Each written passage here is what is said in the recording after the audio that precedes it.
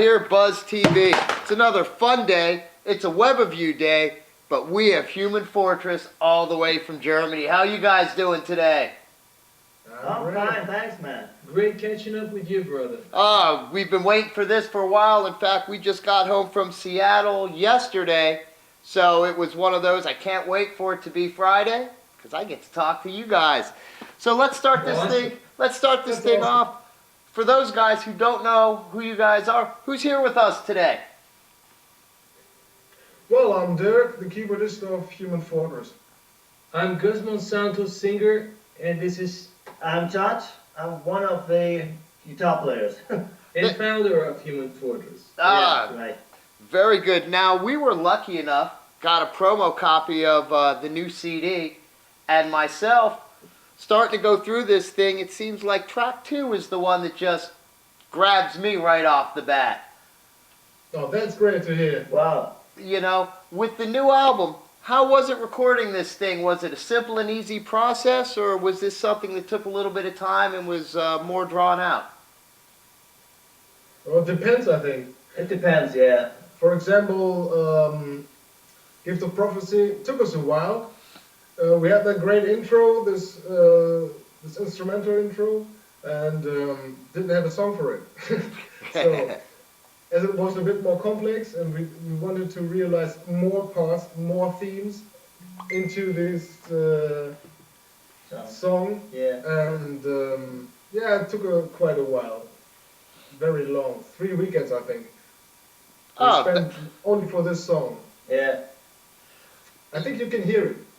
Oh, you definitely can. You know, as I said, we love the new CD and everything. Now, let me ask a question. You guys were supposedly quoted as saying your style of music is epic battle rock. Was that a correct quote? And if it was, what is epic battle rock?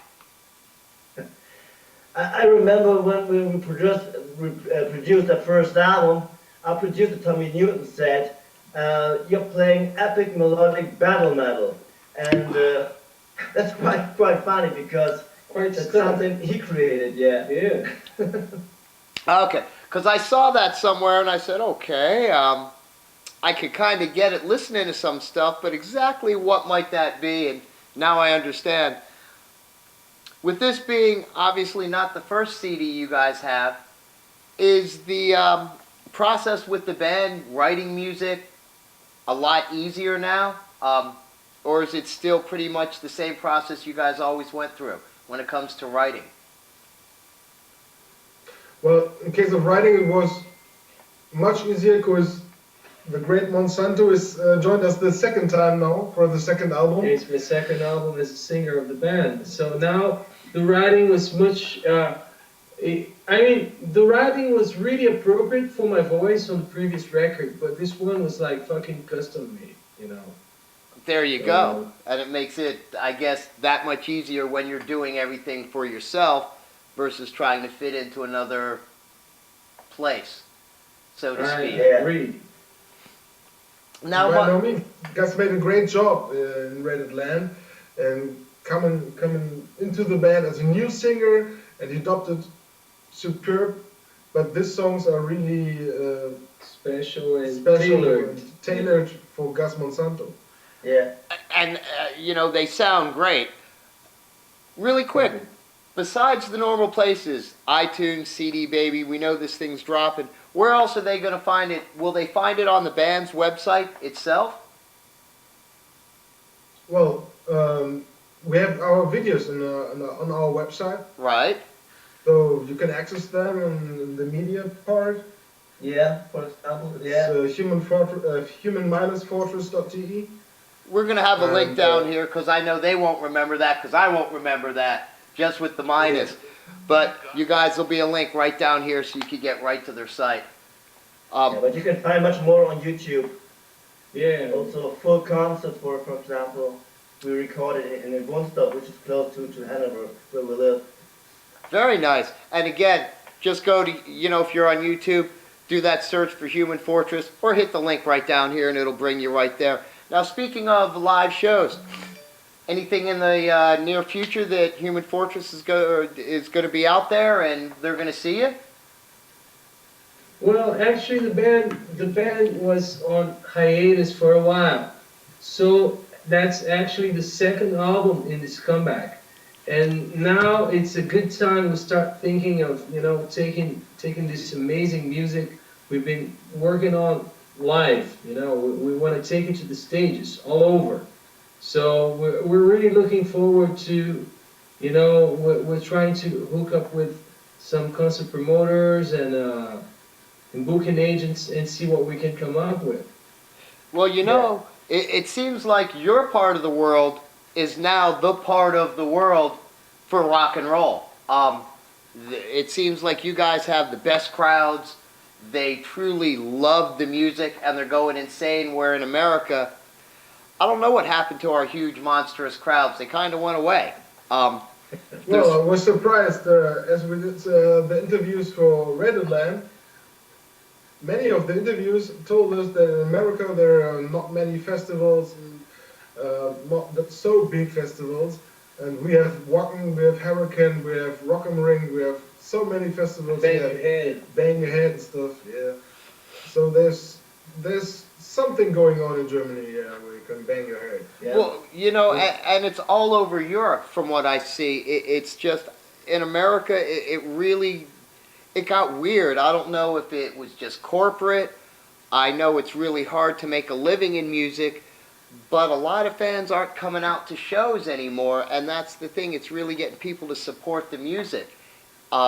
Certain shows and certain acts will always draw, but other acts for some reason don't, and it's really shocking to me. We're at so many shows, and there's so many of the time the room is just half full or less. And I talk to people in Europe, and I see things from the small clubs to the biggest venues, and they're packed full of people that are just having a crazy good time. Yeah, and I think it's probably sad because, for example, I'm sure you come from like a golden age of rock and roll, so you've probably seen like all the great giants of metal, of hard rock, playing arenas and playing stadiums to like a shitload of people, and now it's not the same anymore. Oh, it's not there anymore. It's true. I've seen it go from everything to back when what you would imagine backstage is like really happened at one time. Doesn't happen like that anymore. It seems like once music got corporate, all the fun was sucked out of it. I agree. It's more of a business and just keep turning the machine. And a lot of bands forgot that this is all about having fun. We want to get paid because we like to eat. But it's not about being rich. We have to. Yeah.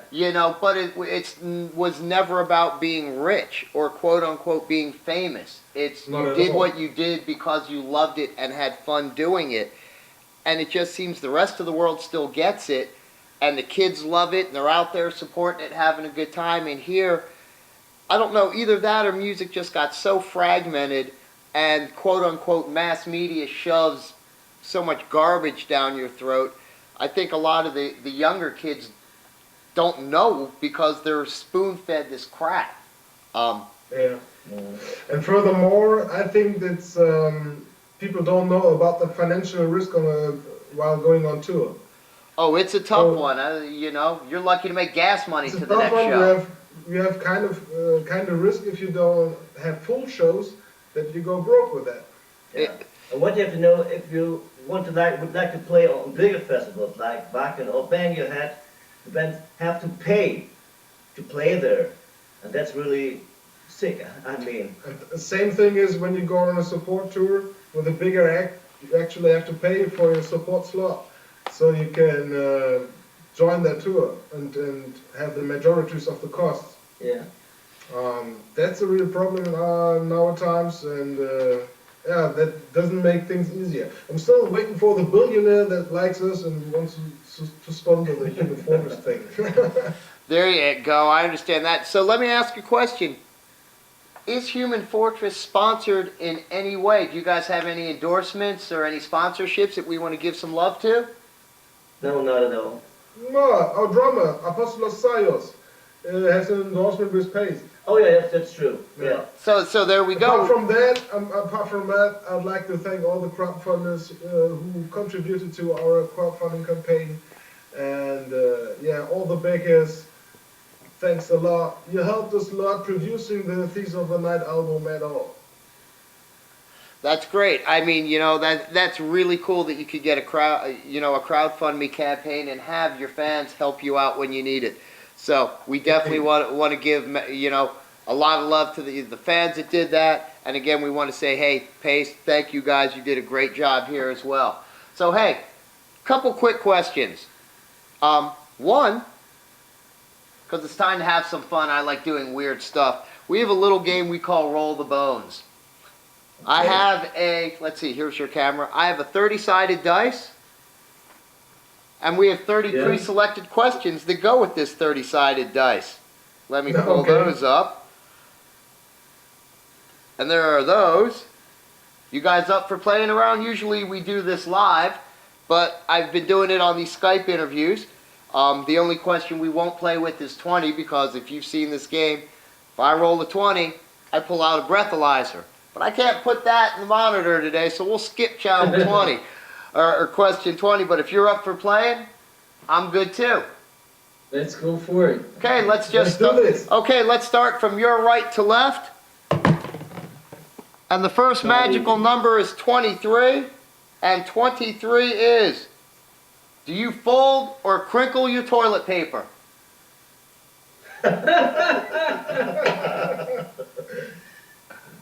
And that one's, that's yours. Oh. Fold, yeah. Okay, there you go. This kind of questions. Yes, these kind of questions. I think 3 or 4 really do deal with music, so we might get one of those. Okay, this one is a number 8, so you actually got a musical question. As a singer, what drew you to your instrument? Obviously vocals. Why are you a singer? Versus... Why do you sing versus playing guitar? What drew you to being a vocalist? Actually, I became a singer because I couldn't actually find one. I started out as a guitar player, but now I totally fell in love with singing like 25 years ago, and I never looked back. Very nice. I like that answer. That's nice. Okay, we have question 6. Another musical question. The show you most remember. Whatever the show you played that you most remember. What is the most remembered show you've ever played? I think for me it was a show we played in Hull, England, together with Skyclad. It was a great experience for us. Yeah. Okay. Well, in my case, first thing that comes to mind is the band I was singing with previously. We had the honor of opening for Robert Plant in Africa. Oh. So it was awesome. We played like a Colosseum, a Coliseum, and it was such a trip, singing on stage, and half an hour later, there he is, fucking Robert Plant, standing at the same very spot. So yeah, I'm telling you, that's a rush you're never gonna forget. Yeah, tell me about it. Okay, well, I guess I will roll for myself and go with this fun little adventure, and I have 27.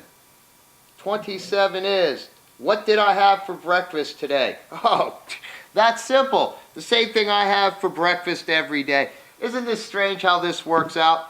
Because I'm having a rock star. Breakfast of champions. I live on these damn things. Hey, rock star, hint, hint, hint. I could use some. Since they're getting a shameless plug right there on what did I have for breakfast. But that's pretty much what I have every day. I live off those things. Now here's the most important question we could ever ask. What might we have left out about Human Fortress that they need to know? Well, I guess that we're gonna be around until the cows go home, and we're really motivated and we're really good friends, and we're really excited about the music we're doing together. So we're gonna do it till we drop. And there you go. And again, this is an album you really have to give a listen to. You're going to turn this thing on, you're going to hear some great stuff, and then you're going to click that buy button right down there. We love the thing. Again, it's getting in our rotation, and the more I listen to it, the more I like it. So it's on my playlist, and you know how that goes. You first listen to it, and then the more you listen to it, the more you find things you never heard the first time. And that's what I'm finding with the album. As I said, I really like it right now. Track 2 is what I'm drawn to. But I also know before it's over, there's going to be multiple tracks that it's like, oh, I like 6, 9, and that's just how it goes. So it's one of those great things. We have links to everything down here, so definitely check them out. I think if you go on iTunes, you'll get the first 30 seconds or a minute or something. So we know once you hear it, you're going to love it. Hopefully, if you're lucky and you're in Europe, you're going to catch them soon there. And then after you catch them soon there, we know eventually they're going to come here. So, you got to check these.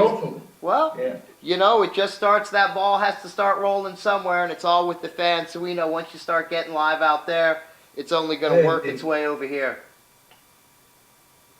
Okay, man. Okay. We really appreciate you guys finding the time for us there, because I know it's late there, it's early here, which means it's prime drinking time there. So I guess I could let you guys get to doing whatever you do in Germany. But for myself, for Human Fortress, for Buzz TV, we're out of here, guys. See ya. Have a good day. Bye.